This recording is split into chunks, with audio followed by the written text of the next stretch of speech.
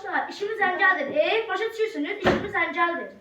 Nə olub ağa bala, niyə məni çağırırsan? Xala, sən bil ki, mən bu klubun direktoruyam. Yaxşı, qışqırma, qışqırma. Xala, sən bir də mənim sözümü kəsinəcəm, etsəm qaydalarını pozsun, sənə töhmət verəcəm. Sən bu sözləri Gülzar xanıma verirsən.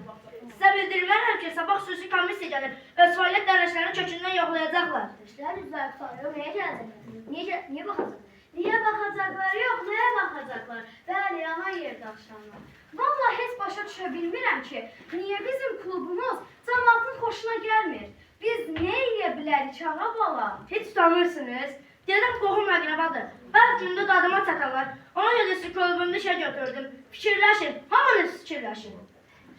Tapdım, oxuyanı mən taparam. Bizim qonşu arvadı.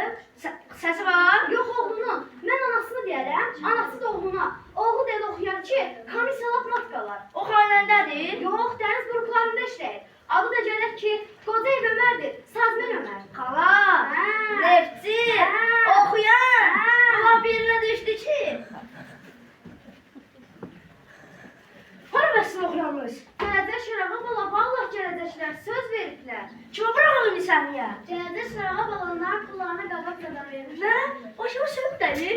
Heç acıda bunu qabaqcadan verərlər.